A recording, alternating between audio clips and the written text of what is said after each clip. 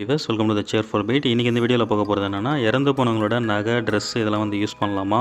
அப்படி யூஸ் பண்ணால் அதனால் நமக்கு ஏதாவது சைட் எஃபெக்ட் வருமா அப்படின்றத பற்றி தான் இன்றைக்கி இந்த வீடியோவில் பார்க்க போகிறோம். வீடியோ ஸ்கிப் பண்ணாமல் பாருங்கள் ஃப்ரெண்ட்ஸ். அதுக்கு முன்னாடி இப்போ தான் நம்ம சேனலுக்கு புதுசாக வரீங்க அப்படின்னா தயவு செஞ்சு சப்ஸ்கிரைப் பண்ணிக்கோங்க. பொதுவாக இந்த உலகத்தில் ஒருத்தவங்க பிறக்கிறான் அப்படின்னா அவனுக்கு இறப்புன்றது கம்பல்சரி உண்டு.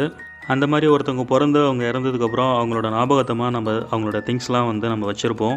வச்சுருக்கிறதுனால ப்ராப்ளம் இல்லை. அதை நீங்கள் யூஸ் பண்ணணும்னு நினைக்கும் போது அவங்களுக்கு வந்து ப்ராப்ளம் ஸ்டார்ட் ஆகுது. ஐ மீன் ட்ரெஸ்ஸு, நகை இதெல்லாம் வந்து நீங்கள் ரீயூஸ் பண்ணும்போது உங்களுக்கு வந்து ப்ராப்ளம் வரும்னு சொல்லியிருக்காங்க. இதை யார் சொல்லியிருக்காங்கன்னா, கருட புராணத்தில் சொல்லியிருக்காங்க. அதனால் இன்றைக்கி நிறைய பேர் பார்த்தீங்கன்னா, ஒருத்தவங்க இறந்துட்டாங்க அப்படின்னா அவங்க ட்ரெஸ்ஸு, நகைலாம் வந்து நம்ம யூஸ் பண்ணலாமா அப்படின்னு உங்களுக்கு கொஷின்ஸ் இருக்கும். அதனால் கருட புராணத்தில் என்ன சொல்கிறாங்கன்னா, நீங்கள் இறந்து போனவங்களோட ட்ரெஸ்ஸு, நகைலாம் வந்து ரீயூஸ் பண்ணும்போது அதோட எதிர்மறை வினையை தான் உங்களுக்கு கொடுக்கும்னு சொல்லியிருக்காங்க. இது உயிரோடு இருக்கிறவங்கள பாதிக்கும்னு சொல்லியிருக்காங்க. அதனால் நீங்கள் இறந்து போனவங்களோட நகை, ட்ரெஸ் இதெல்லாம் வந்து யூஸ் பண்ணும்போது உங்களோட ஜாதகத்தில் சூரியனோட நிலை வந்து பலவீனமாகும்னு சொல்லியிருக்காங்க. சூரியனோட ஆக்டிவிட்டிஸ் வந்து டவுன் ஆகும்னு சொல்லியிருக்காங்க. அதனால் பண தொடர்பான பிரச்சனை, நோய் தொடர்பான பிரச்சனைலாம் நம்ம உடம்புல வரும்னு சொல்லியிருக்காங்க. இப்போ இறந்து போனவங்களோட ட்ரெஸ்ஸை வந்து ஏன் போடக்கூடாதுன்னு சொல்கிறாங்கன்னா, இறந்து போனவங்களோட ட்ரெஸ்ஸும் அவங்களோட ஆன்மாவும் வந்து ரெண்டுமே வந்து லிங்கில் தான் இருக்கும். அவங்க வந்து இறந்துட்டாலும் அந்த ட்ரெஸ் கூட அவங்க வாழ்ந்துட்டு தான் இருப்பாங்க. ஃபார் எக்ஸாம்பிளுக்கு இப்போ நம்ம வந்து சின்ன வயசில் ஏதாவது ட்ரெஸ்ஸை வந்து போட்டிருந்துருப்போம். நம்ம வந்து ஆசையாக வச்சுருந்துருப்போம்.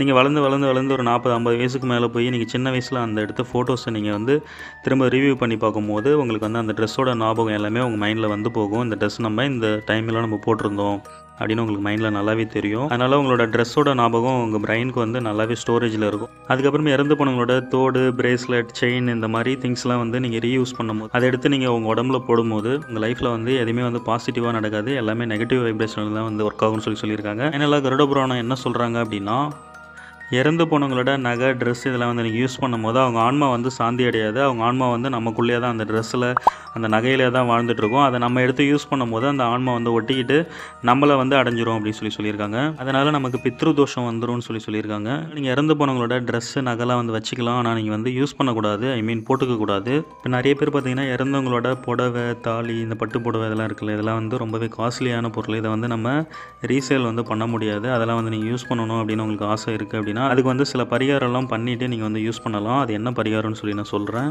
இப்போ நீங்கள் வந்து புடவையை வந்து யூஸ் பண்ண போகிறீங்க அப்படின்னா, ஆறு இருக்குல்ல, கங்கை ஆறு, அதில் வந்து 24 ஹவர்ஸ் வந்து அந்த புடவையை வந்து நீங்கள் ஊற வைக்கணும்.